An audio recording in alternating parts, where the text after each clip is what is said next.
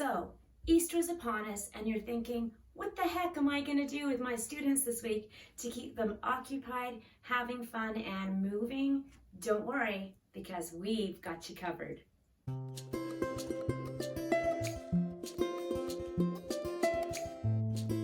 Hi, my name is Portia and this is Musically Speaking. Today I'm going to talk to you about the top 5 activities that I use in my music room. I don't know about you, but the last week before spring break, my kids are wiggly and we need some fun activities to keep them moving and engaged. Number 1, Old Mr. Rabbit. This is a super cute and easy song and game that I use with kindergarten to grade 2. The song goes like this. Old Mr. Rabbit, you've got a nasty habit of jumping in my garden and eating all my cabbage. So after you've taught the song through rote to the children, you have them all line up as bunnies. So they're all in a straight line as bunnies, and then you build a bridge with one of the students. So you choose a student, you make a bridge, and all of the bunnies while they're singing hop underneath the bridge. The bridge collapses on the word cabbage and you catch a bunny. They love this song. They will ask to play it a lot, so just be warned. The bunny that you catch becomes part of the bridge and releases one of the bridge people to go back into being a bunny. And as an extension, once they understand how the game is going and they're enjoying it that way, you can add some more bridges around the classroom. Number 2, pass the egg around the room. I play this one with grades 3 to 5. And it's exactly like the game Pass the Beat around the room if you have played that.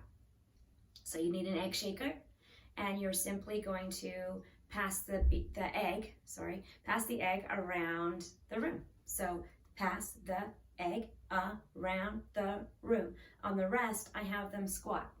So pass the egg around the room, squat. Pass the egg around the room, squat. And you just keep doing that over and over again, it takes them a while to be able to get it, to pass it.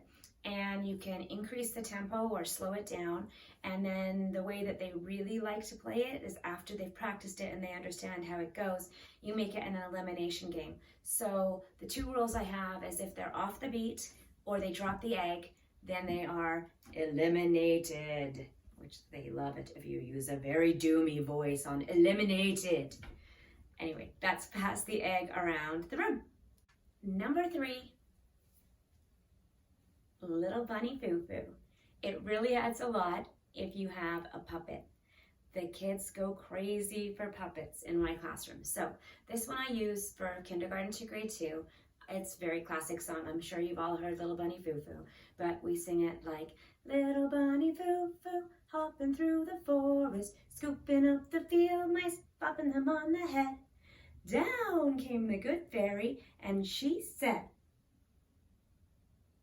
Little Bunny Foo-Foo, I don't want to see you scooping up the field mice, popping them on the head.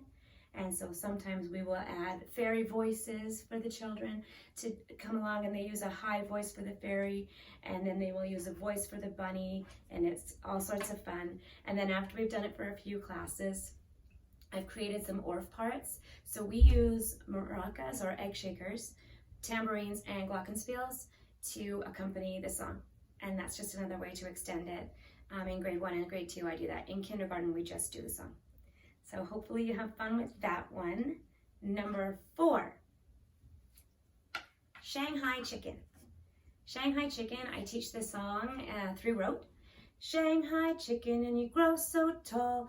Hoo-day, hoo-day, take that egg a month to fall. Hoo-day, hoo-day. You give each child an egg and they are just practicing keeping the beat. Shanghai chicken and he grows so tall. And they're just throwing and catching the egg. To extend it, you give them a partner. Take one egg away. And now they are just transferring the egg back and forth to the beat between the partners. To make it harder, more people in the group. And so you can just make it as difficult as you want it to be for the kids by adding more kids to try to keep the beat. Number 5, Chicken on a Fence Post. I think this one is probably my favorite to play, and I play it with grades 3 to 5. So you teach them the song. It goes like this. Chicken on a fence post can't dance, Josie. Chicken on a fence post can't dance, Josie. Chicken on a fence post can't dance, Josie. Hello, Susan Brownie, yo. After they've learned the song, you have them set up in a double circle. So you've got an inner circle and an outer circle. As you sing the song, the inner circle turns to the right, the outer circle turns to the left. Once they've practiced that, we add the actual game.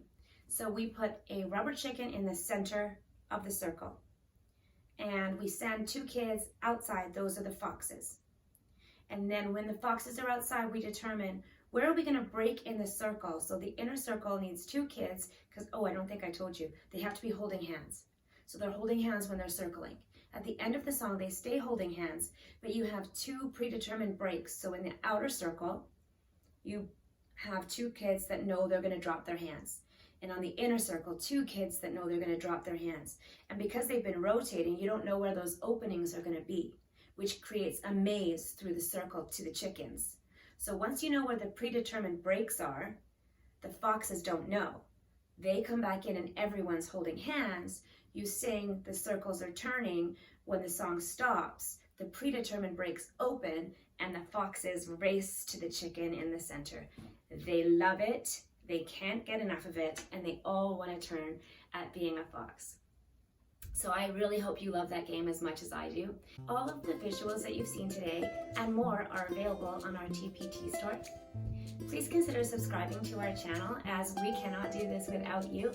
And I would also like to take this opportunity to do a quick shout out to Cherie Kolonowski.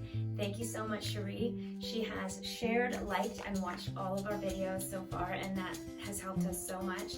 And we can only keep growing with people like you sharing. So thank you, really appreciate it. I hope everybody found this useful today and that you're going to have a great Easter week in your classrooms. Thank you for joining us, and we will see you next time on Musically Speaking.